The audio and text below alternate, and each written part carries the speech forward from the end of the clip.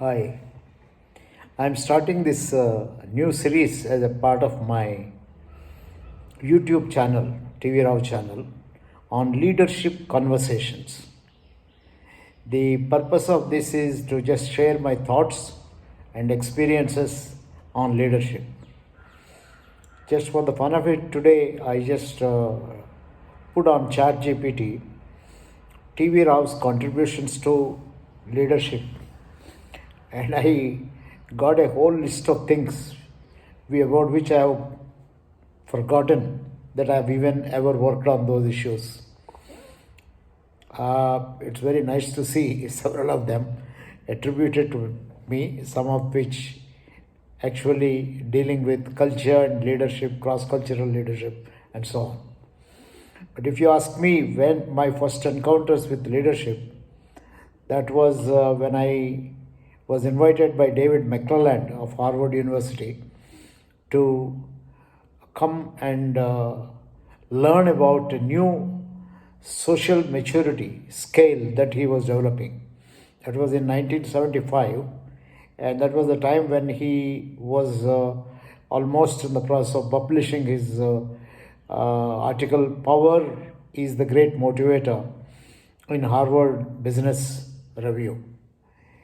When I went there, one of the things I did was to take with me TAT stories written by a large number of Indian managers in some of our executive development programs. David McClelland reinterpreted the TAT stories. Till 1970s, he was looking at the need for achievement, need for affiliation, and need for power.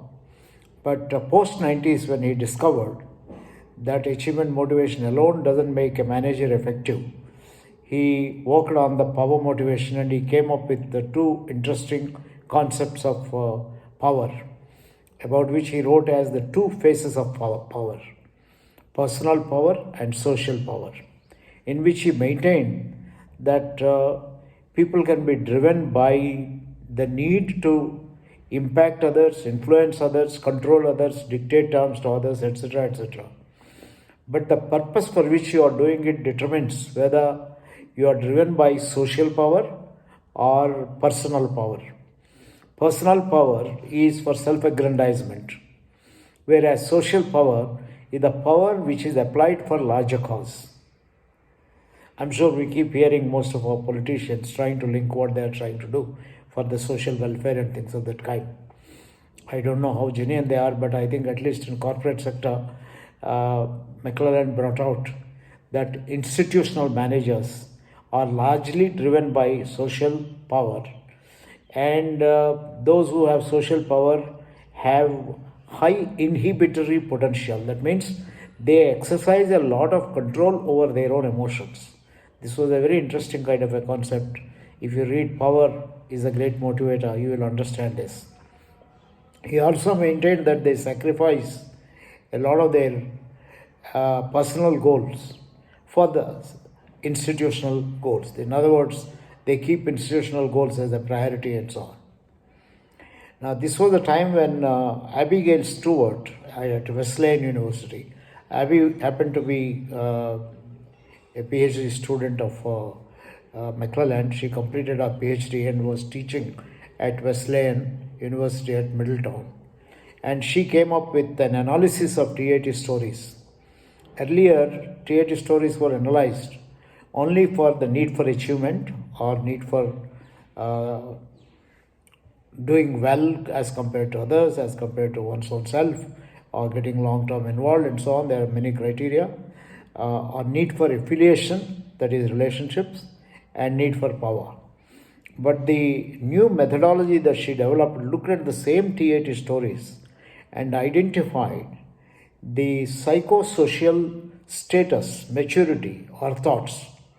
Psychosocial maturity or thoughts, or the way the hero thinks, acts, behaves in the story that is written in response to a TAT picture.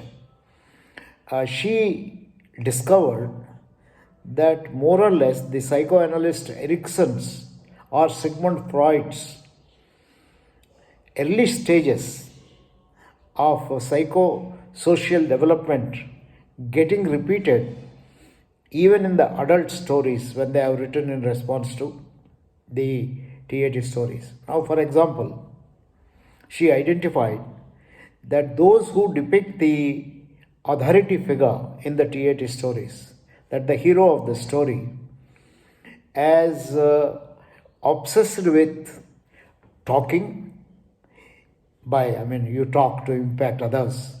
All good orators or teachers, in fact, I think, or people who are supposed to be talking and so on, even politicians. These are the people who derive a lot of satisfaction from their speech, talks.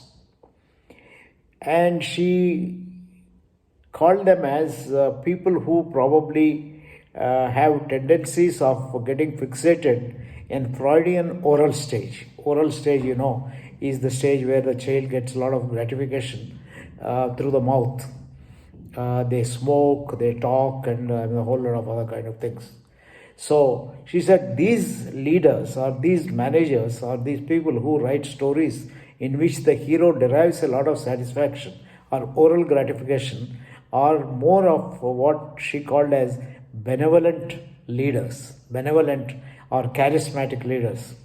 It makes quite a lot of sense because many charismatic leaders we have seen are the leaders who enjoy talking, who enjoy lecturing, who enjoy speeches, and who mesmerize people with their speeches and so on. I am sure in your own life you can identify leaders who derive a lot of satisfaction by talking and impacting others. We have several of them around. In corporations also you will find that. So she found those people who have written stories in which the hero derives satisfaction from use of mouth, which means the oral kind of parts of the body, are tend to be benevolent leaders. The second thing she found in terms of the Freudian stages, which Freud called as the anal stage, in which I think control is exercised. You are controlled by others, and therefore the child is obsessed with controlling where to, let us say, where to urinate or where to pass other kind of things. You should wear your clothes. You should have some appearance of discipline. So those people who depicted the heroes in the stories as leaders obsessed with control, obsessed with order, obsessed with neat discipline, etc., etc. I think these are the leaders who all the time look at everything is neat, clean, everything has to be in its own place, you should be everywhere in time. So order and systems are very important. These kind of depiction in the TAT story she found to be the leaders who are critical leaders or leaders who are discipline oriented leaders. You can in a way say these are leaders who are tending to be control oriented and so on. There is a third type of leaders which she found when the people depict in the stories either the hero of the story or characters in the story are trying to assert themselves, fighting against the authority, or trying to establish themselves. So they have graduated from criticality to assertiveness. This she called as the third type of leaders, which is similar to Freudian phallic stage, where the child asserts himself or herself. The fourth type of leaders are the ones who are psychosocially mature, which I think Freudian stage 4 is the what he called a genital stage, where you are able to differentiate what is right from wrong and you are fairly mature and so on. So these kind of leaders depicted the hero in the story as differentiating, mature, exercising self-control, and having a high level of superego, value-driven, and so on. So from these four types of stories, when I analyzed the stories I took from India to Harvard and working with Abigail Stewart, who is now at University of Michigan as the professor of psychology there. Abigail Stewart and I looked at the Indian stories and we identified three essential characteristics.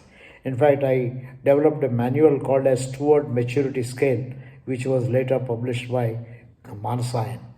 So I came up on the basis of my work with her three types of Indian leaders. One I called as first benevolent leaders who are charismatic, who impress people with their talks, who with their passion, with their vision and things of that kind. But the center is themselves. Second is critical leaders. These leaders who want order, discipline, want to control others, and whatever they say should be followed with a high need for power. And the third leader, what I called in those days as self-dispensing leaders. The phallic stage has been eliminated. It got combined with the anal stage or the critical kind of a leadership styles. So I came up with an instrument with the TStyle, three styles of leadership. In the third style, the leader is trying to work towards empowering other people. The leader believes if he or she has to establish or make a difference in the lives of others, he or she should be empowering them. So the empowered leadership. That is what I called him self-dispensing, but later we substituted that with another style called as development leadership. So these are the three styles that I identified, and immediately I developed a tool on the belief patterns of managers. Besides, I think they write stories, and from the stories we can infer unconsciously what is it working in their mind. But I also developed a tool to assess the extent to which you believe that a good leader, as a leader, you should be self-dispensing, or you believe that order is required, or you believe in taking care, understanding the needs of your juniors, and all the time you are there to take care of them, which is the benevolent charismatic leadership. So when we administered this tool for a large number of people, we found the belief patterns to be largely when people write a self-assessment questionnaire, answer a self-assessment questionnaire. Most of them we found tend to claim themselves as developmental leaders, followed by benevolence, and least as critical.